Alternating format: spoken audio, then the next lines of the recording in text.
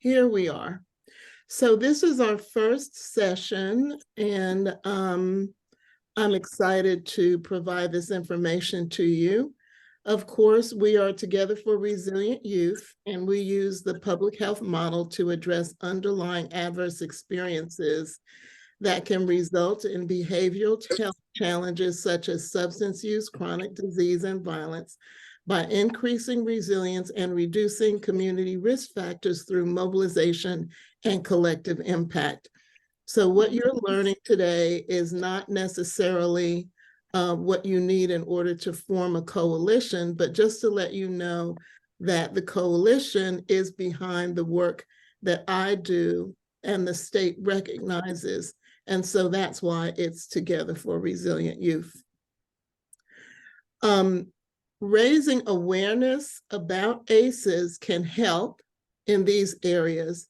It can change how people think about the causes of ACEs and who could help prevent them.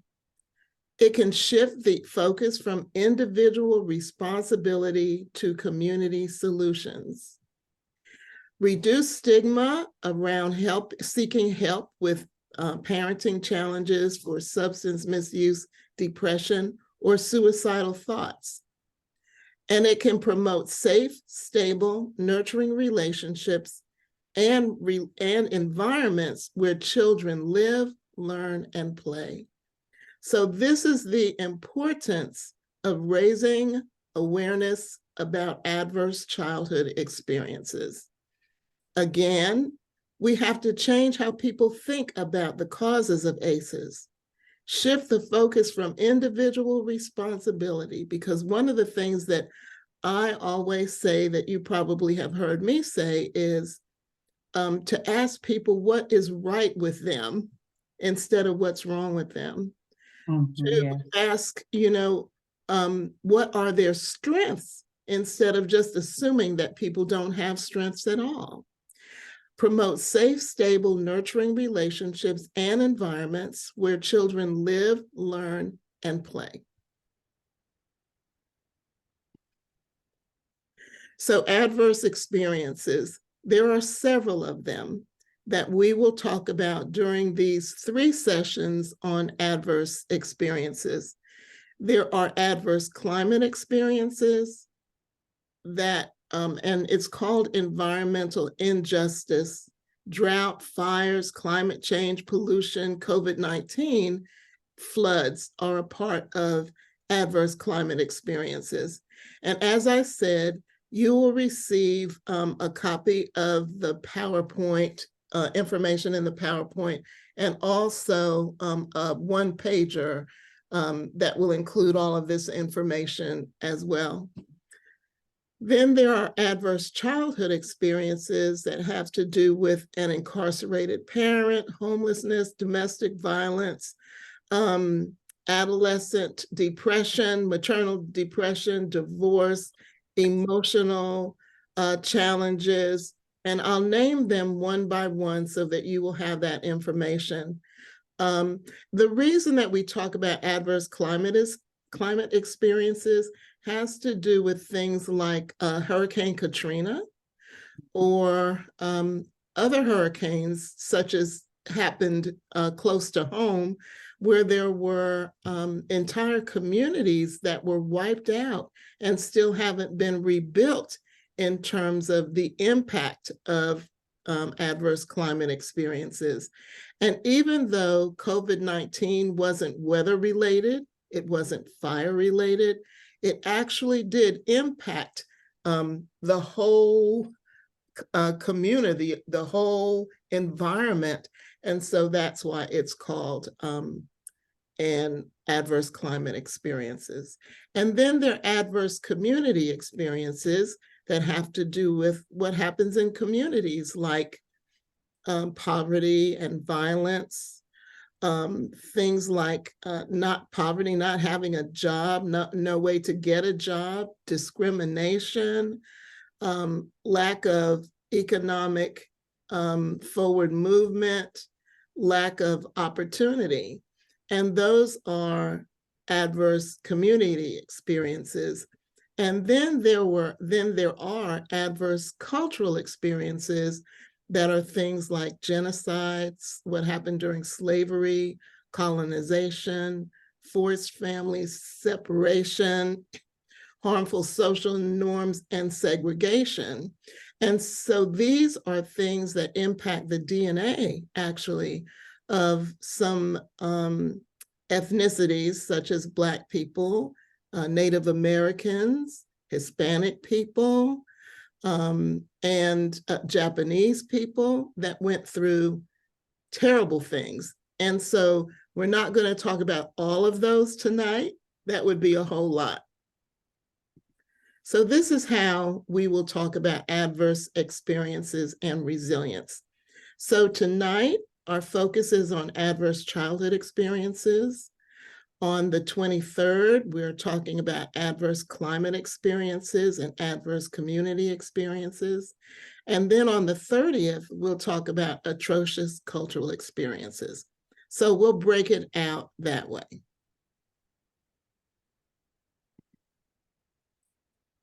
So there are problems that exist within and among individuals. And so the question is, why do these outcomes exist?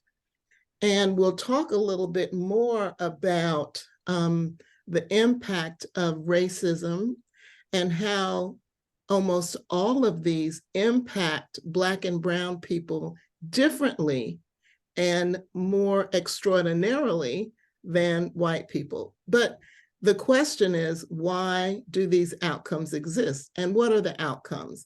Lack of physical activity, smoking, alcoholism, drug use, missed work, severe obesity, diabetes, depression, suicide attempts, STDs, heart disease, cancer, stroke, COPD, and broken bones. And so, severe is misspelled. I'll make sure that's corrected. And the reason for these outcomes have to do with stress, but not all stress is bad. Some types of stress are things that we need, like the extra stress that's positive, that where there's an elevation of stress hormones, but they help when we're talking about things like a test or running or exercising. So we don't think of it as stress, but when we exercise, there is an increase, and we may think, oh my goodness, I hope I can make it up that hill. So that could be stressful if you're one that's trying to get up a hill. And then there's tolerable stress. And this is time limited, that, you may have a little stress, but you can get over it. And so even though a natural disaster is very stressful, you can adapt, or you can bring yourself back to where you're able to function and function well without severe physical stress or physical poor outcomes. Wow. But then there's toxic stress. And these are high doses of adversity experienced during critical and sensitive periods of early development without adequate buffering protections. These can become biologically embedded or impact the DNA, and this leads to the toxic stress response that's found in adverse childhood experiences. So ACEs, adverse childhood experiences, can impact anyone, an individual, at any age. And so when we think about down in that right-hand corner, that's kind of the chart that I went through early on, where we saw that the outcomes can be diabetes, chronic disease, cardiovascular disease, stroke, cancer, depression, anxiety, substance use, chronic pain. post-traumatic stress disorder. So that we're talking about that in adults, right? So we understand that if we don't impact adverse childhood experiences before someone reaches adulthood, then the wear and tear on the body are those things that we see in adults. But babies that experience adverse experiences, it can result in failure to thrive. They can die, growth delay, sleep disruption, developmental delay, apologies for the Y missing. School-age children increase risk of viral infections, pneumonia, asthma, and other topic diseases. Difficulties with learning and behavior. And then what can happen in adolescence? And this is usually the time when we see the kinds of behaviors that we don't want to see. These can be somatic complaints, including headaches and abdominal pain. And somatic complaints mean they can travel all over the body. I don't feel good. My head hurts. My neck hurts. My stomach hurts. You know, it just kind of moves around, where children experience these pains and difficulties, but they're not pinpointed. Increased engagement in high-risk behaviors, teen pregnancy, teen paternity, sexually transmitted infections, mental health disorders, and substance use. And so when we think about this list, let's stop and talk about it for a minute. And again, I will correct the errors on the slides. But what do you think about what you've seen and heard so far? And maybe some of the things that you're thinking about, even though you haven't seen the list yet for adverse childhood experiences. But in thinking about this at this point, what kinds of thoughts do you have in terms of trauma, stress, post-traumatic stress disorder, and how it impacts individuals of all ages?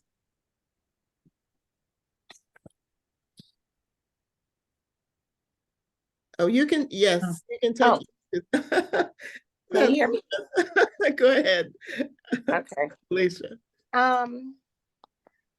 I think that this is very profound and very, it's scary to a point, because I see myself in this. Mm-hmm.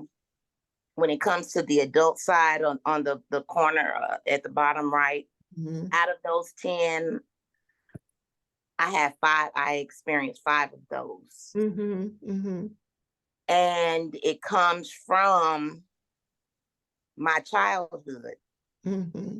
growing up in certain situations, mm-hmm. family structure, the community, friends, and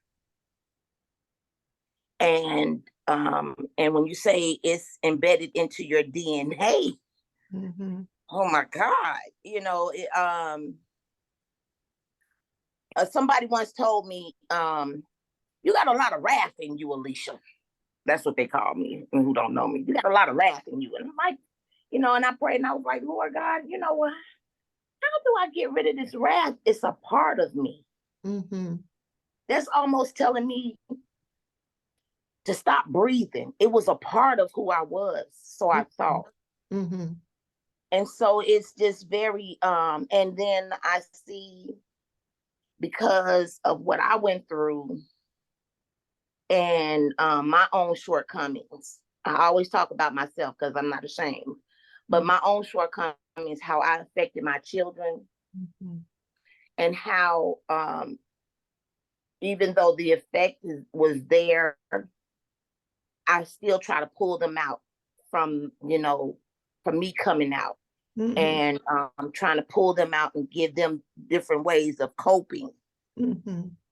Because people always tell you to act better, but you don't know how to act better if you don't know how to act better. Yes, right, exactly. Exactly. So, it's very,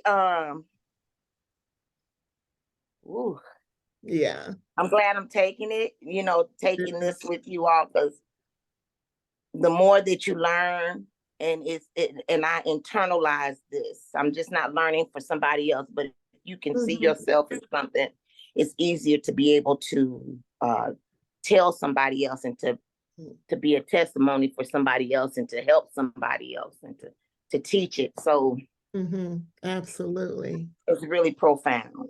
Thank you. Thank Yeah. you. Would anybody else like to share anything before we go on?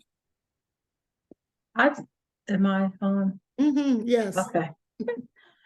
So, agreeing with Alicia, it does show how even as young as babies, they can adapt that and take that on, as a young child. And if things are not addressed, you do carry it on until your adulthood.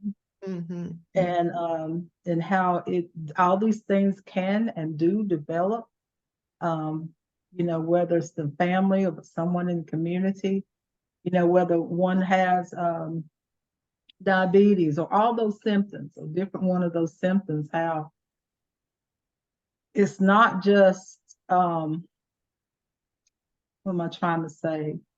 It didn't just happen. It didn't just happen. That there was reasons why the stroke came on, why the diabetes came on, just those things that, just to understand the way that our DNA, and then how we grew up, and things like that does impact our lives. Thank you. If that makes sense or not. Oh, yeah, it made sense. Thank you so much. And I think about babies that are neglected, like they're not held, they're not, there's no one smiles at them, they're kind of just there, and that's the failure to thrive. That's what that looks like, the inability to even respond to a loving touch, because there isn't anyone to do that, to give that. So anybody else before we go on? Okay, all right. So these are the adverse childhood experiences. Okay. So if before someone's 18th birthday, did you experience, or someone experience, abuse, physical, emotional, or sexual? Under neglect, physical, emotional, racism. Under household dysfunction, mental illness, incarcerated relative, parental violence, that's violence against the mother, father, grandparent, whoever the caregiver is, substance use in the home, or divorce. Now, that can be separation or abandonment.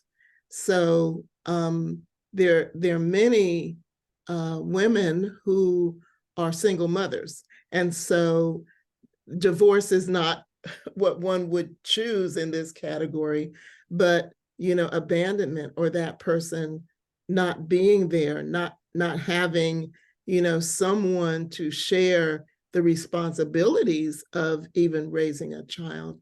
And one doesn't have to have all of these in order for the outcomes that I showed earlier. 4 or more, just 4. And it doesn't matter which 4 there are. They are 6 or more can result in 20 years less life expectancy. 20 years less life expectancy if someone has 6. 4 can result in those outcomes that I will go back to now. So there was a reason why I didn't show them first. Okay, so lack of physical activity. Someone knows that they need to exercise. They just can't. They just cannot get out of bed, or cannot continue in a routine of that kind of self-care. You know, smoking, alcoholism, drug use, self-medication is what that is. Missed work. There's some people who just cannot keep a job. If addiction is an issue, then even individuals who are in recovery that perhaps have not dealt with ACEs, it just becomes too overwhelming. You know, and those of us who help people who have these challenges, and we do the resume, we get the clothes for them to wear to the job, and they're so excited about starting that job. But once they get in the door, it just comes crashing down. Yeah. And the attitude, you know, that some programs may think is, you know, hey, I did the best I could do for you, and, you know, that's just it for me. But we have to realize that it's something even deeper, even in these behavioral challenges that happen as a result of high ACEs. And then there's severe obesity, diabetes, depression, suicide attempts, STDs, heart disease, cancer, stroke, COPD, and broken bones, which stands for violence. So when we think about all these areas and what in the world can we do about them, ACEs really is the foundation of where we should be looking. So again, these are the 11 ACEs, 4 or more, any 4. I know some we may think, oh my goodness, that's worse than the other. It doesn't matter. 6 or more can result in 20 years less life expectancy. And we can see why, because of those outcomes. So then there's something that is called resilience. And resilience isn't, you know, oh, I have to get strong. I have to, you know, I have to become a superhero, even though some individuals that have high ACEs really are perfectionists and high achievers, but not because that's the way that they want to be or the way that they want to live. It's almost like I'll cover myself by working too hard. I'll cover myself by doing too much, because the fear is that a person will never be accepted, that they will never be good enough. There's a feeling somehow there's something wrong with me, but they don't know what it is, because the mind forgets, but the body remembers. And so we have to think about these resilience measures in order to balance what happens with ACEs, because ACEs is not the end of the story, no matter how old one is. A baby, for example, that doesn't have someone to love, when they get that someone that will hold them and smile and talk to them, then they recover from that trauma. I have a friend who adopted 2 children from Ukraine, and they were in an orphanage where there was no, I mean, the only thing that the people in the orphanage did for the babies was to, you know, feed them. They didn't get held. They didn't get those things. So when she got the babies, she didn't realize what kind of support the babies did not have. So they had some real challenges until she was able to love them, get some counseling for herself, because it was so difficult. It was like, what's wrong with me that my child cannot relate to me? And she didn't realize that it had to do with how they did not receive care in the orphanage. So what is resilience? Resilience is all about your ability to recover and adapt from adversity, trauma, illness, life changes, or misfortunes. There are stressors we all face on a daily, weekly basis, and there are strategies to help deal with these stressors to make you more resilient. Resilience is a personal journey which focuses on a healthy lifestyle and includes 5 components: emotional fitness, physical fitness, spiritual fitness, family fitness, and social fitness. So help is on the way. And I think we can all take a deep breath here and just breathe out, because this topic really is heavy. Yes. So what one thing will you choose from each category? And again, you're going to get this information, and you'll be able to answer the questions. There are no surprises, and that's the way that I like to model and to also train. So everyone faces challenges, but a foundation of resilience can help. So first of all, I haven't asked, and I won't ask how many ACEs you have. And when you share this information with your 3 to 5 people or more, that would be great if you're able to share with more. You can please remember that you don't just up and all of a sudden, oh, now I'm gonna feel better, be better tomorrow, because it really takes practice and being the word disciplined in whatever you choose. So first of all, in the emotional realm, be patient with yourself. Avoid comparing yourself to others. Reduce stress every day. So the big thing is to be patient with yourself. And does anyone want to say one thing about how they might reduce stress every day? Well, you may not know what to do, so go ahead. This is what I like to tell myself, because I'm steady growing and learning myself. To know that I'm in a process, and that everybody is in a process, because no one's perfect. Mm-hmm. So I had to learn that. I was very critical about myself. Mm-hmm. And it was hard for me to, and I, not only was I critical, but I was almost a perfectionist to a point. Mm-hmm. Where I, let me go that little extra step, because it's not, I can see the imperfections. And I had to come to realize that I'm only human. I'm only human. I can't do no more than what I can do. And it's okay. Mm-hmm. I had to learn that, though. Mm-hmm. Thank you. Thank you. Mm-hmm. Anyone else? So this can be something as simple as looking out the window. I know that sounds really weird, but if your focus is always on doing,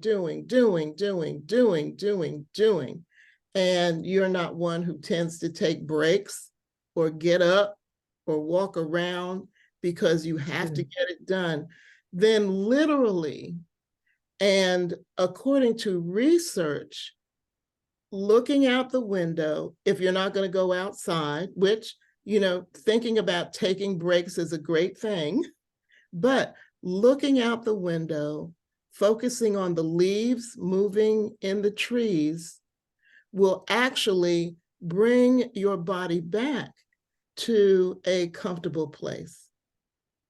Taking a deep breath in and taking time to blow it out will do that. And so those are, and we'll talk more about that and give you some other tips. So But so it doesn't take something huge. It takes something that's being done and trying to do it consistently in the process that you're in. So thank you for bringing that up, Alicia. Then physical, eat right, stay hydrated, and exercise. Schedule regular physical exams, listen to your body. That's the other thing.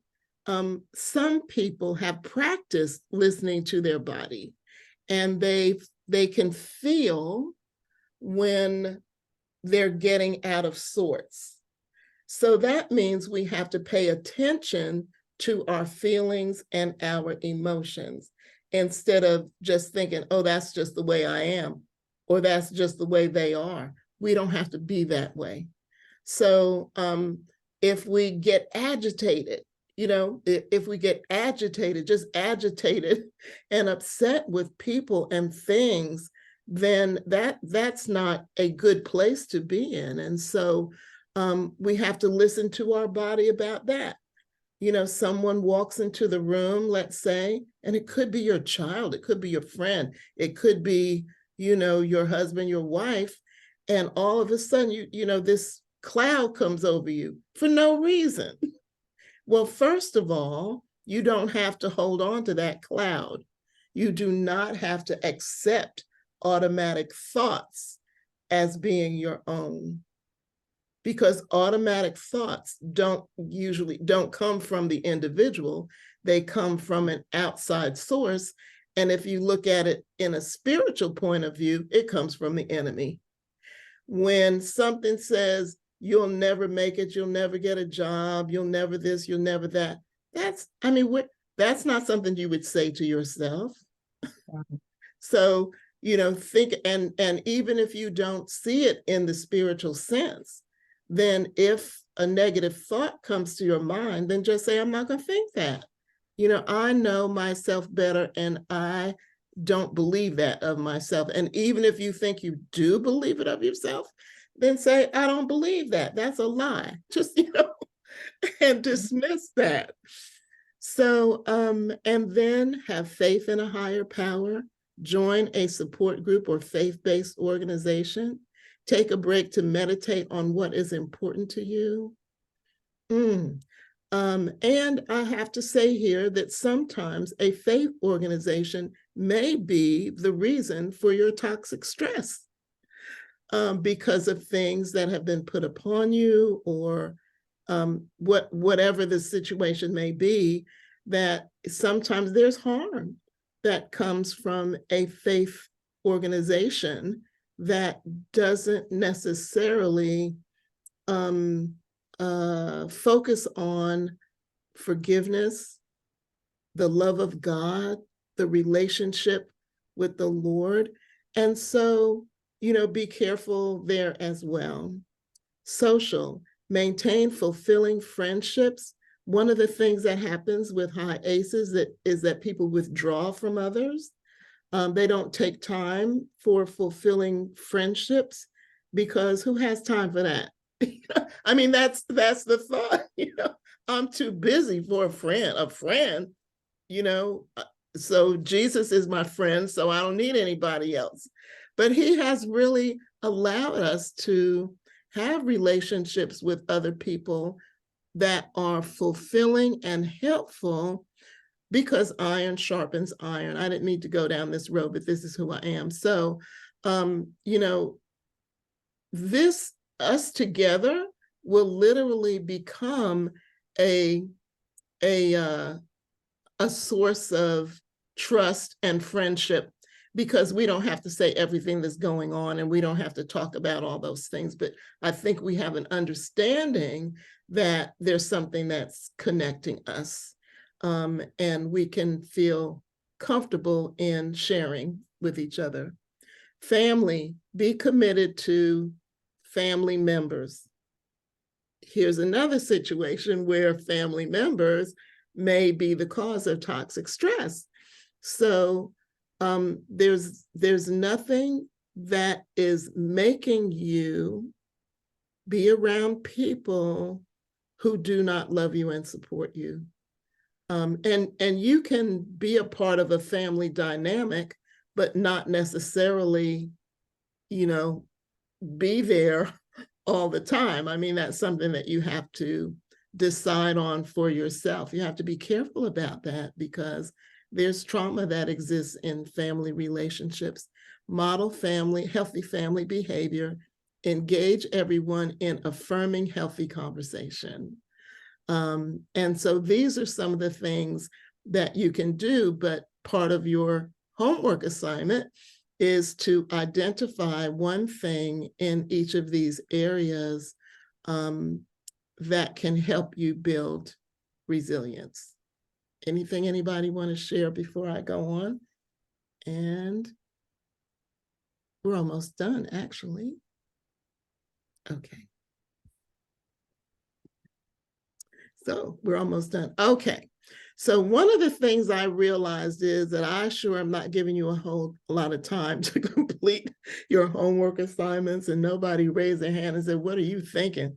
And so instead of being done on having these things done on Thursday, you'll have until the day before the next call.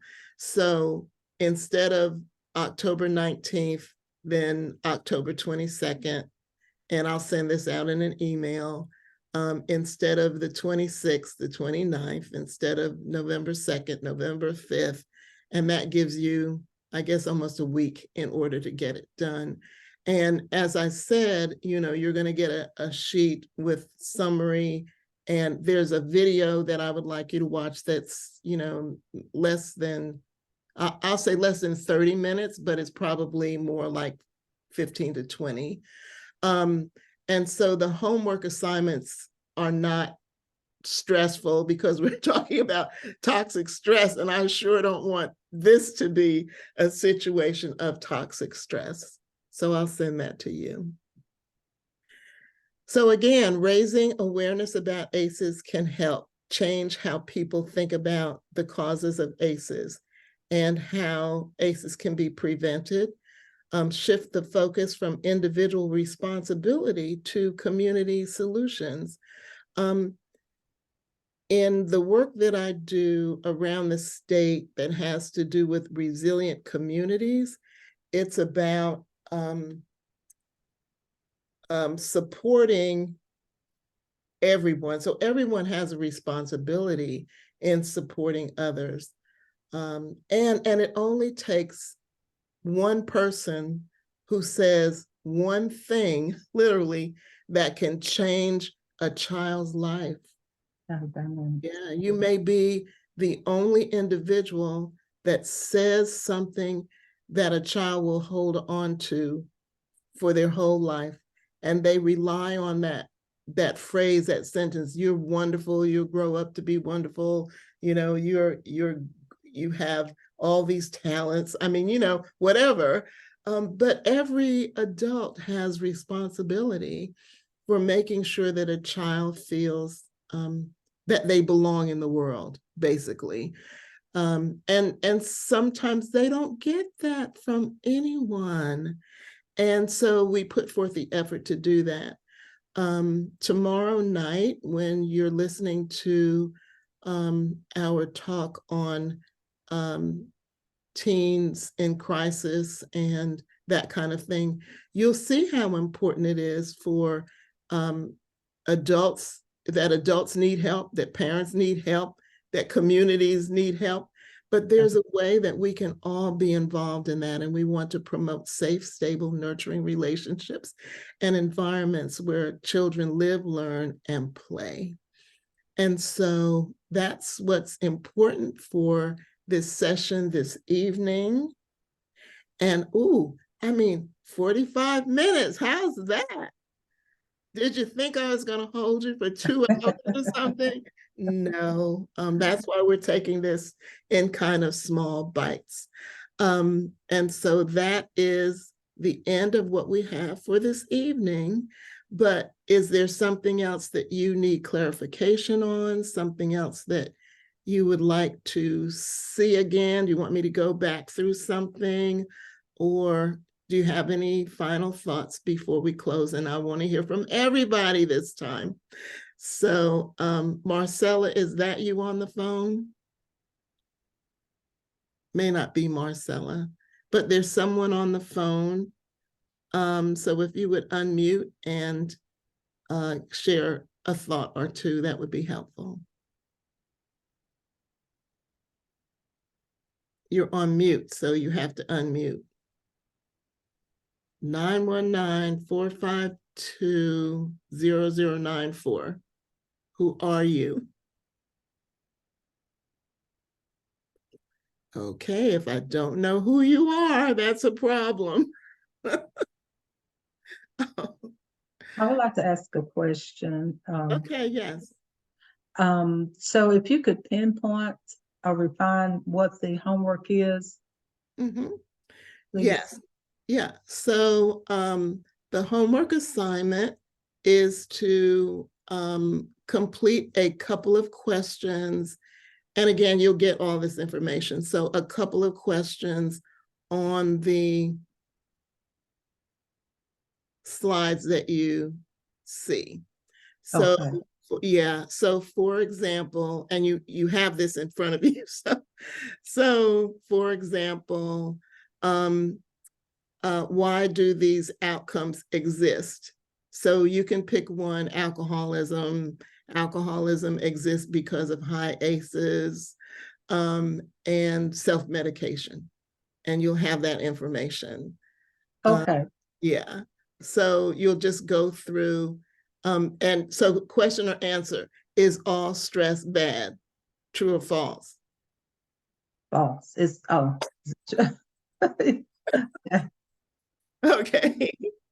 Yeah, and I'm not trying to get you to to do the homework now, but and so and then choose one from what you learned about babies and adverse experiences, school age children, adverse experiences, adolescents, adverse experiences.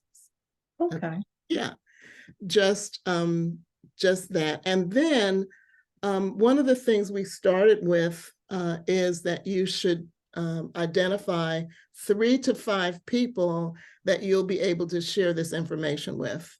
So you'll have this information in PDF form, so that you'll be able to just discuss this with them anonymously. So we don't want to know names or anything like that. And it's kind of, did you know that adverse childhood experience exists? And you'll have this information. And most people will say, no, I didn't know anything about that. And then you'll talk to those 5 individuals about resilience. So Okay. yeah. Mm-hmm. Because the most important thing is, book knowledge is great. And of course, all of this is based on science and from the CDC, but we want people to get this information. We want people to get this information who are 18 years and older. So we don't want to talk to children under 18. I would even say 21. I'm going to go to 21. So share this with individuals that are 21 and over, and they can be senior citizens, and that's wonderful. We love senior citizens. Yeah. Mm-hmm. We write a small report. I have Oops. Hi, I have a question. Yes. So do we, like someone was about to say, do we write anonymously, like a little comments they had, or when we talk to them about it, or okay, and we just share that with you? Yes. Yes. And the slideshow will be in our email, so we just go back through it and just answer our questions. Absolutely. Yes. Okay. The only thing that's not in the slideshow is the video. I mean, it's not in the slideshow, but you'll get it in your email. Okay, so it's not, so we'll get it in our email separately. At the same time that you get the slides, you'll get the video. Okay. All right. Anyone else? Marcella, Angela. Wendell Tab, hello. So if you would just make a comment before we go, so I'll know that you are here and listening. Absolutely. Thank you so very much. I wanted to continue to support your work as I continue to work on state of urgency. Information that I'm receiving from a lot of community engagement activities allows me to be able to use a lot of information that would better help reach a lot of our youth through the arts. And so what you're doing is very important. So I just wanted to come on and show my support to you and what you're doing, and if I could ever use anything to, to further the cause that I'm trying to do, I really appreciate that. So just wanted to just show my support to you and what you're doing. Thank you. I appreciate you so much. Thank you. Angela, Minister Angela, we'd love to hear from you. Yes. Yeah, so this is again very, very informative, and I'm looking forward to really studying this, really diving into it, and presenting it. Because I know this will touch every person that that we come in contact with. I was particularly enlightened about with the babies. So personally, I never considered how far back, and all the way back to a baby, and the things that they're enduring, and how much effect that has on them, or can have on them as adults. So that was very enlightening to me. Thank you. And the other thing is that there is a faith-based version. And I didn't go through that information, but I will include a slide on that as well, because, my husband and I have been in ministry since 1982, and we continue to pastor. And so one of the things that we understand is that, we want to make sure that this information is acceptable, in my opinion, for everybody, but there are scriptures that can be associated with all of the information that we talk about. And so I'll make sure to include that. And if anyone wants to ignore it for any reason, then, that's up to them. But so that will be there as well. Thank you. You're welcome. So, and then just Marcella and whoever the 919-452-0094 is, I'd like to hear from you, and then we'll be able to leave. So Marcella, can we hear from you? I see your phone there, but I don't hear you.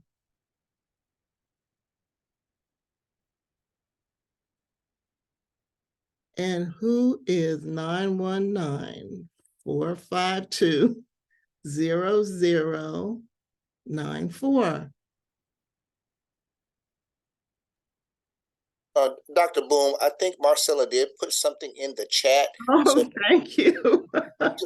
so maybe she's having some difficulty. Thank you. I appreciate that, because, did you ever have, if somebody doesn't confess, nobody can leave before before everybody confesses who did this?